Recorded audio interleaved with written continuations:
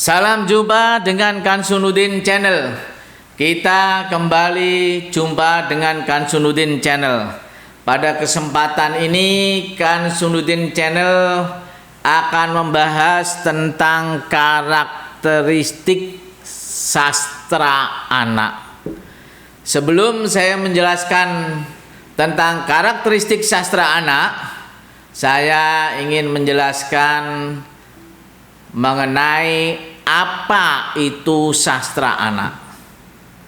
Sastra anak merupakan karya yang menggunakan media bahasa yang berbentuk puisi, drama maupun prosa yang ditulis oleh orang dewasa atau remaja maupun anak-anak itu sendiri, yang diperuntukkan untuk anak-anak dan berisi tentang dunia anak-anak. Oleh sebab itu, sastra anak harus berbicara, harus berisi tentang masalah anak-anak beserta lingkup kehidupannya yang khas dan milik anak-anak, bukan milik orang dewasa. Adapun sifat sastra anak, pertama, adanya unsur fantasi, dan unsur ini sangat mendominasi di dalam sastra anak. Kedua, sastra anak bersifat penceritaan. Ketiga, segala sesuatu, apakah itu benda mati atau benda hidup, harus berjiwa dan bernyawa sebagaimana anak-anak itu sendiri. Dan yang keempat, sastra anak harus memiliki aspek himbauan dan nilai. Nah, sekarang berkaitan dengan karakteristik sastra anak. Mengenai karakteristik sastra anak ditunjukkan oleh satu, adanya unsur pantangan. Unsur pantangan ini berkaitan dengan tema. Dalam sastra anak jangan sampai mengangkat tema tentang seks, cinta vulgar, dendam atau kebencian yang berkelanjutan, kemudian kebencian yang menimbulkan kejahatan. Berkaitan dengan tema ini, tentu muncul pertanyaan, apakah tema-tema seperti kemiskinan, tema-tema ketidakadilan, atau tema kejahatan tidak boleh diangkat dalam cerita anak? Tentu saja boleh. Akan tetapi tema-tema itu harus disederhanakan. Dan akhir cerita harus menunjukkan akhir kebahagiaan dan keindahan. Jadi sekali lagi, muara cerita berakhir dengan kebahagiaan atau keindahan. Yang kedua, adanya penyajian dengan gaya langsung. Sajian cerita mendeskripsikan cerita secara singkat dan langsung ke sasaran.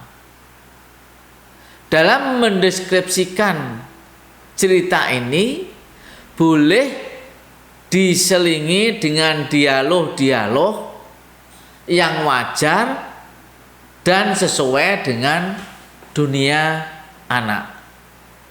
Yang ketiga, adanya fungsi terapan, bahwa cerita anak harus memiliki nilai manfaat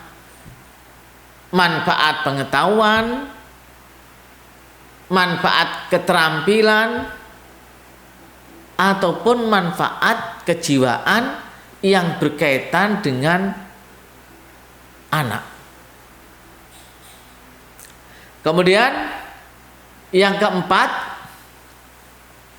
karakteristik sastra anak bisa dicermati berdasarkan kebahasaan. Berdasarkan sudut pandang kebahasaan, cerita anak harus menggunakan kalimat sederhana berupa kalimat tunggal. Bisa kalimat berita, bisa kalimat tanya, bisa kalimat perintah yang berisi himbauan, ajaan, atau larangan. Kemudian dari sisi kebahasaan berkaitan dengan diksi. Di dalam sastra anak, jangan menggunakan diksi yang bermakna konotatif. Gunakanlah diksi yang bermakna denotatif. Gunakanlah pilihan kata yang akrab dengan dunia anak. Dalam sudut pandang kebahasaan, sastra anak jangan menggunakan gaya bahasa yang bermakna konotatif. Jika ada majas, maka majas itu sebatas personifikasi. Misalnya, tumbuh-tumbuhan bisa berbicara, bisa berperilaku sebagaimana manusia. Kelima, karakteristik sastra anak dilihat berdasarkan kesastraan.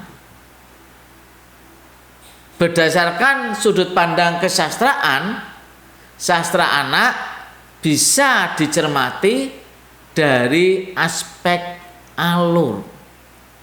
Dalam sastra anak menggunakan alur yang sederhana, alur yang terdiri atas permulaan, pertengahan, dan akhir cerita. Alur pada permulaan bisa menceritakan, bisa mengenalkan tentang tokoh, tentang setting, tentang awal-awal peristiwa. Adapun alur pertengahan sudah mengisahkan tentang konflik-konflik yang terjadi akibat interaksi antar tokoh. Sedangkan akhir cerita merupakan penyelesaian yang sudah final. Kemudian dari aspek kesastraan bisa dicermati dari sisi tokoh.